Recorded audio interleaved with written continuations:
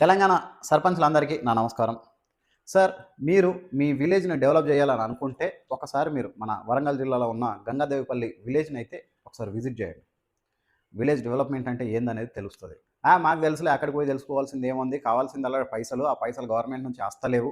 కాబట్టి మేమేం చేయలేకపోతున్నాం అని చెప్పేసి చాలామంది అనుకుంటారు. గంగాదేవిపల్లి విలేజ్‌కి కూడా ఇదే సమస్య ఉండే. వాళ్ళెప్పుడు ప్రభుత్వం మీద ఆధారపడలేదు. ఇవన్నిటికి గవర్నమెంట్ నుంచి డబ్బులు రాకముందే వాళ్ళు డెవలప్‌మెంట్ చేసుకున్నారు. వాళ్ళు డెవలప్ చేసుకుంటున్న తీరును చూసి గవర్నమెంటే ఒక 10,00,00,000 ఇచ్చింది కేసీఆర్ ప్రభుత్వం.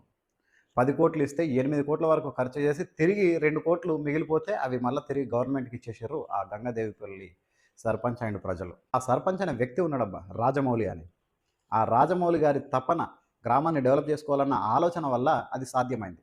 ఆయన సర్పంచ్ అయిన తర్వాత ఆయన ఒకటే ఫిక్స్ అయ్యిండు. నేను ఈ విలేజ్‌ని డెవలప్ చేయాలి. దానికి ఏం చేయాలని చెప్పేసి ఆలోచించుకున్నప్పుడు ప్రజలను భాగస్వామ్యం చేయాలి అని చెప్పేసి అనుకున్నాడు. సో, అట్లా ఆ విలేజ్ డెవలప్‌మెంట్‌కి అతి ముఖ్య కారణం అదే. ప్రజల్ని భాగస్వామ్యం జేయడం. ఇప్పుడు మీ ఊర్లో గూడా మీరు గూడా ప్రజల్ని భాగస్వామ్యం జేయండి ఊరు కోసం. ఎట్లా భాగస్వామ్యం జేయాలి అనంటే, ఆ విషయం తెలవాలంటే మీరక్కడికెళ్ళాల. సో, ఆ సర్పంచ్ ఏం జేషిండంటే, ఒక 30, 40 కమిటీలు పెట్టిండు.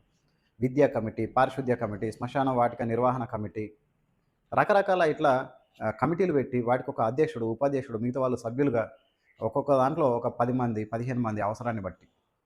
అట్లా భాగస్వామ్యం చేసిండు. అట్లా 40 కమిటీలు అనంటే దాదాపు ఒక ఊరు నుంచి ఒక 40 మంది అధ్యక్షులుగా ఉన్నారు. ఒక ఊర్లో 40 మంది అధ్యక్షులు అనంటే మిగతా వాళ్ళు సభ్యులు అనంటే దాదాపు ప్రతి ఇంటి నుంచి ఒక వ్యక్తి ఆ ఊరిలో ఏదో ఒక బాధ్యతతోటున్నాడు. కమిట్మెంట్ తోటున్నాడు.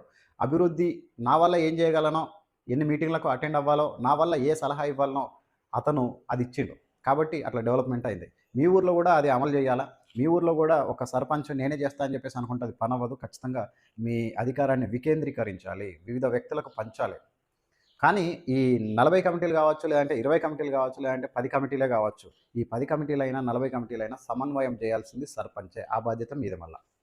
సో, అక్కడ రాజమౌళి గారు గూడా అదే జేషిండు. అన్ని కమిటీలకు పనులు అప్పగించిండు. ఎంత దాకొచ్చిందని జెప్పేసి అడిగి తెలుసుకున్నాడు. మీరు గూడా అదే పని జేయొచ్చు. అట్లనే ప్రతి ఊరుకు ఒకటో, రెండో యూతులుంటాయి. వాటికి అధ్యక్షులుంటారు. మిగతా వాళ్ళు సభ్యులుగా ఉంటారు. కానీ వాళ్ళు ఏం జేయట్లేదు. కానీ ఇప్పటి నుంచన్నా మీ గ్రామం కోసం కొంచెం కాన్సంట్రేట్ జేయండి. యూతులు అండ్ వాటి అధ్యక్షులకు, సభ్యులకు నేనైతే విన్నవిస్తున్నా. ప్లీజ్. అయితే కొంతమంది సర్పంచ్‌లు అనుకోవచ్చు, ఊరందరూ కలిసి ఊరిని డెవలప్ చేస్తే నాకేం పేరొస్తది అని చెప్పేసి అనుకోవచ్చు. బట్ ఊరందరూ కలిసి అక్కడ డెవలప్‌మెంట్ చేషిర్రు. కానీ పేరెవరికొచ్చింది? ఆ రాజమౌళి అనే వ్యక్తికే పేరొచ్చింది. మీరు గూడా అట్లనే అనుకోర్రి. ఊరందరిని భాగస్వామ్యం చెయ్యండి మీరు. అప్పుడు ఆ పేరు మీకే వస్తది. ఎందుకంటే మీ హయాంలో ఊరందరూ కలిసికట్టి ఒక తాటి మీదకొచ్చిర్రు అనంటే ఆ క్రెడిట్ పోయేది ఆ సర్పంచ్‌కే, అంటే మీకే. కాబట్టి మీరు ఆ విషయంలో భయపడాల్సిన పని లేదు. పేరు మీకే వస్తది.